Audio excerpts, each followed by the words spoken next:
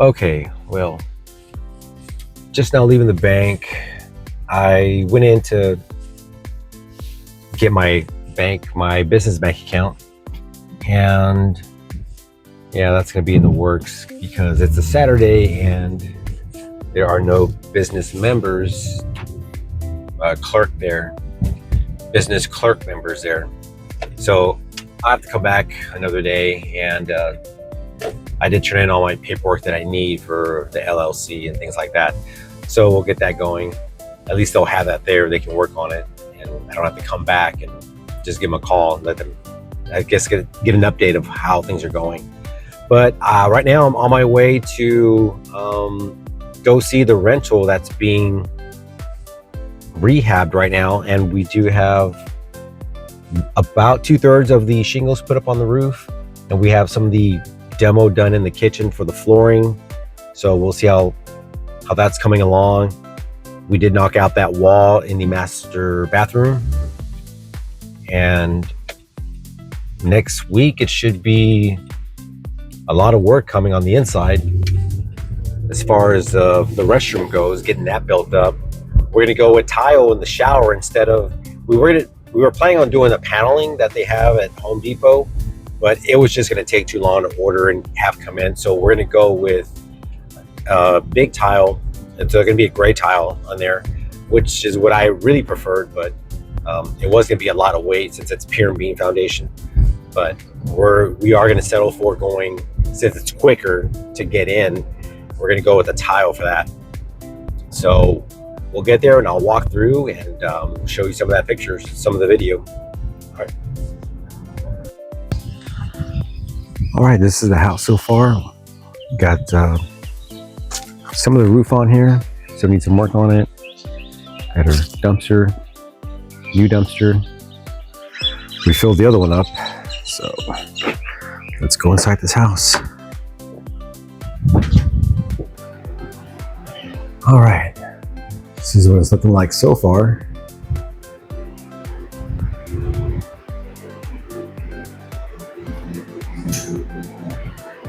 And we got that ceiling repaired.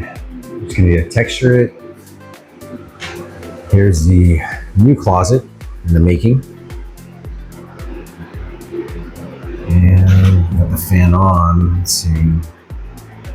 Looks like they're texturing some of the cracks that were in the walls. Let's go to this room right here. And this one's looking good too. Got some texturing.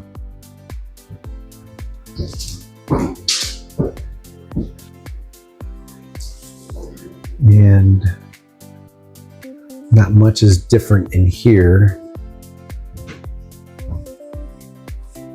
They did tear out the cabinet that was right here. So that's what that looks like so far. And we will build a wall right here to kind of make that into a shower head up above here, because right now there's no shower head at all. So there's a vanity. I think we're going to keep this vanity here. All right, and then there's this room. It was purple, now it is a textured, it's white.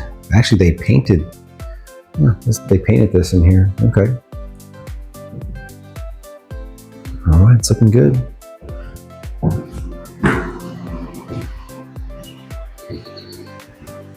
Here's the kitchen.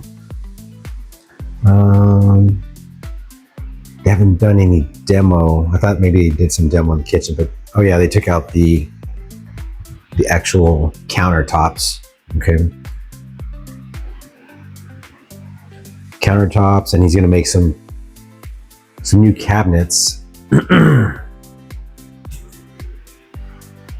I was wondering if it'd be too much to move the oven kind of like in the middle right here.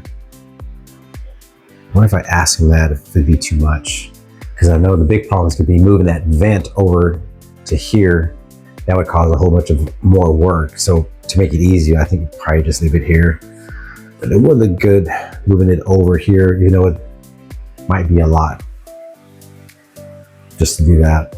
Yeah, we'll keep it like that. That's fine. And this light's on. I guess I'll leave it on. Keeps people out. I do like this. I'm gonna put a fixture here. You gotta see about putting maybe one of those fixtures that kind of hang like that. It's a nice little touch there. We're gonna put some recessed lights in here as well. I'm not sure if I'm gonna keep that ceiling fan in here. I don't know. What do you guys think? I might have to chat GPT this and see what chat comes up with. Hold this here for a picture for later on. Okay, and here we go. This is the master bedroom we're coming into. So this master bedroom, we got the door in. That's looking good. This is the master bathroom right here. So this would be the new master bathroom. Walking in there, we're gonna have the shower right here. Get that light fixture right there. Okay. And we turn back around this way, and there's the new closet here for the master. Here's the shower floorboard or floor panel. That's going to be going in. That's going to fit right here.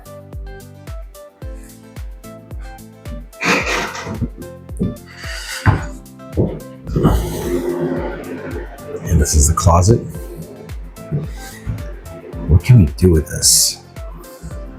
Let me scoot back. I don't want to step on these boards and get messed up. Let's take a picture of this here. Okay. Maybe a couple of recessed lights in here as well. You can maybe have one side with the rack, clothes rack, and the other side some shelving. But there isn't much room here. So my hand's about right here. So maybe nothing on this wall. Maybe just put the shelving on this wall. It's gonna be interesting. It's gonna be interesting. How much room do I have here? Of about up to my wrist. A little bit past my wrist.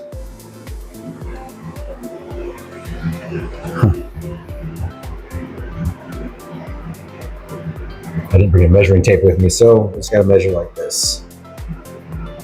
Okay.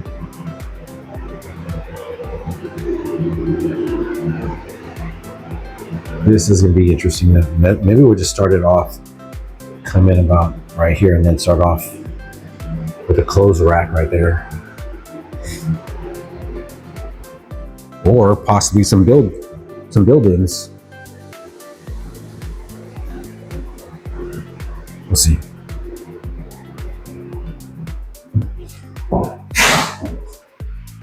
Okay, so here is the laundry room and the exit to the back. I didn't show you guys the garage. There's a garage back there. I'm not really gonna work on that because we're gonna put a fence up to kind of separate that from the rental.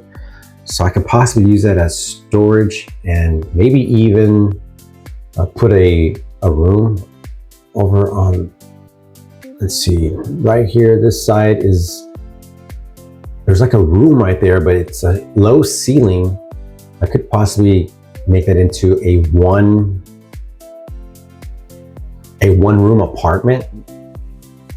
Possibly close up that part of the garage. It's a 2-car garage, and make that like a living area, and then make this other side here like a bedroom.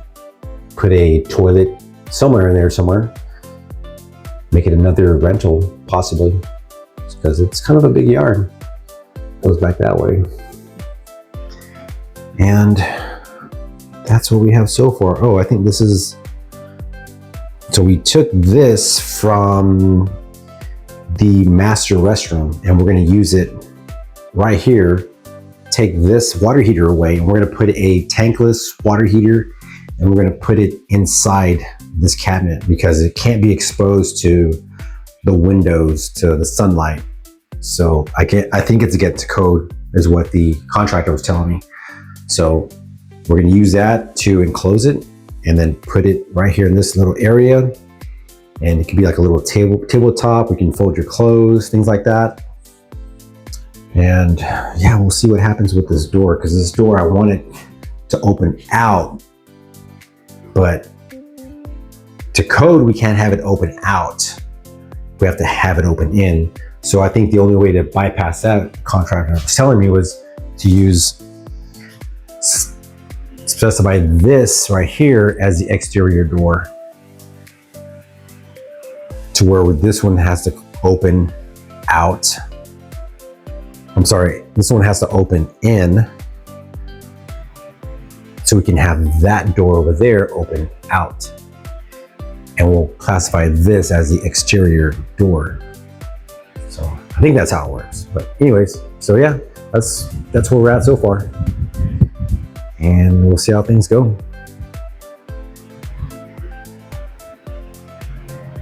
All right.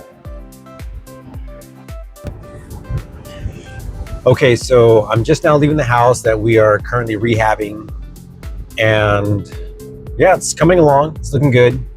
We still need to get that roof done. That way we can make that draw from the hard money lender, and that way we continue with the next task on the list.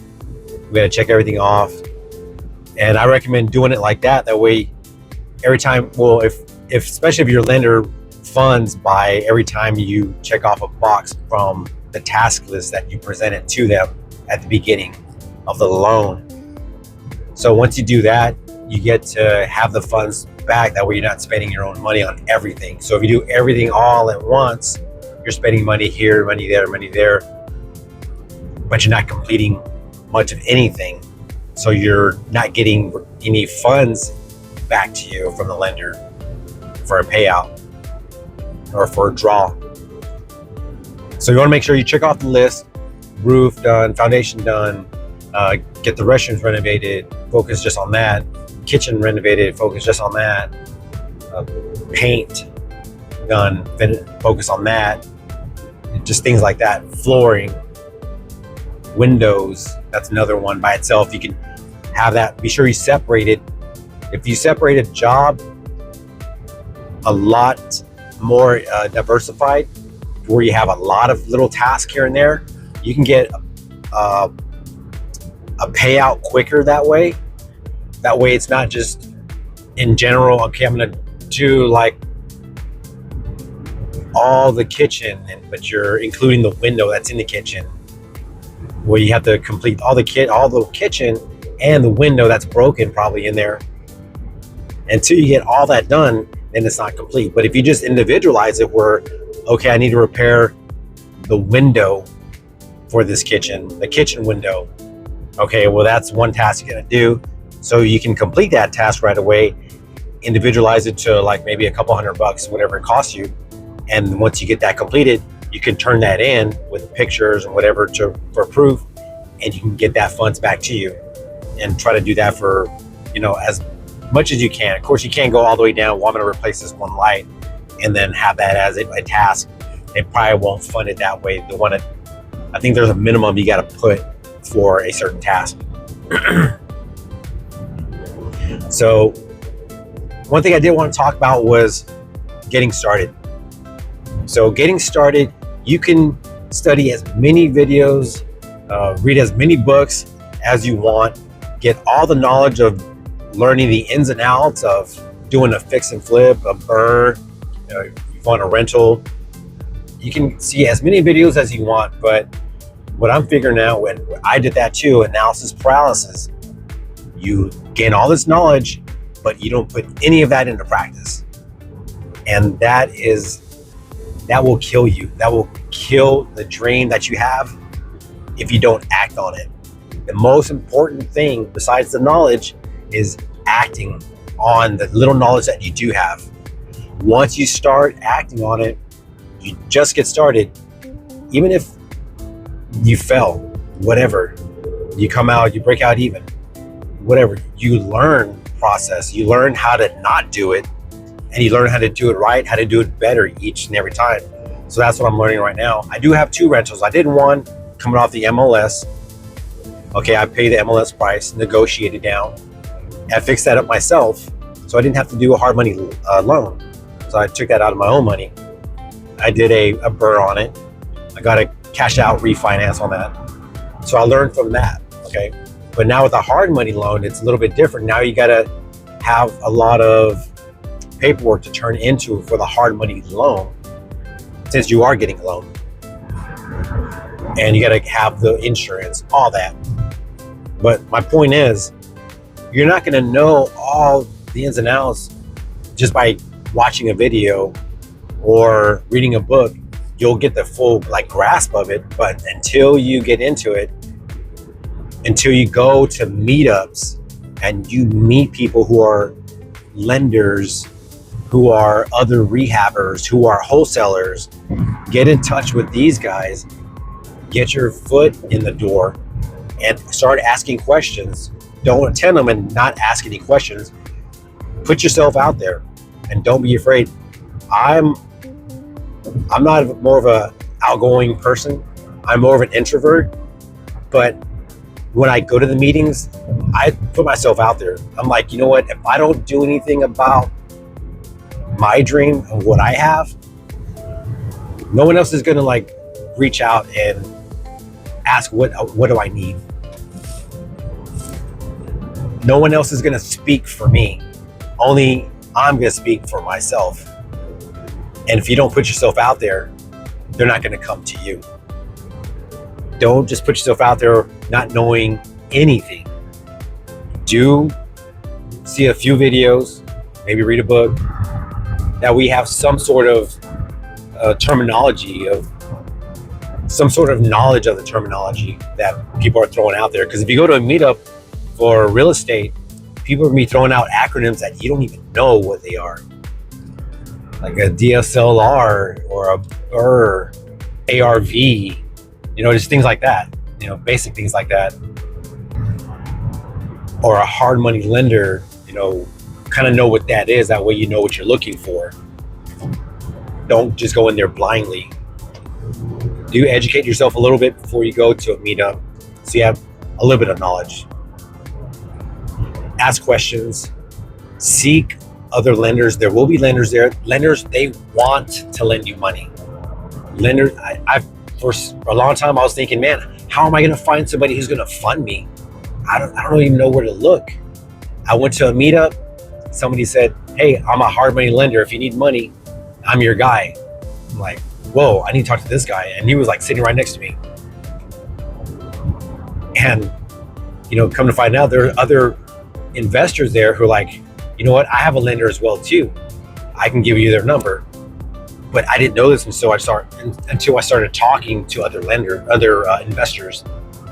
They know people too. It is easy to succeed. You got to have your numbers right. You got to learn your numbers. But you can learn from other investors. You'll be surprised. Other investors, they'll be willing to help out. They'll fund you. They'll give you their own investors, their own lenders, some of their contractors. Some people will. I know I found it easier. I found it that other investors gave me their contractors, because they had quite a few contractors who were looking for jobs, who were looking for work. They gave me the numbers for those guys. You interview them, you take them by the house. Hey, give me an estimate on this. Who cares if you feel embarrassed? I felt nervous as hell, but I raised my hand. I said who I was, what I'm looking for, and I got answers. That's how you do it. If you don't do it on your own, no one else is going to do it for you. Just start. Just get out there and do it. Well, that's all I got for today, and I hope to see you next time on the next episode, and we'll talk to you later. Peace.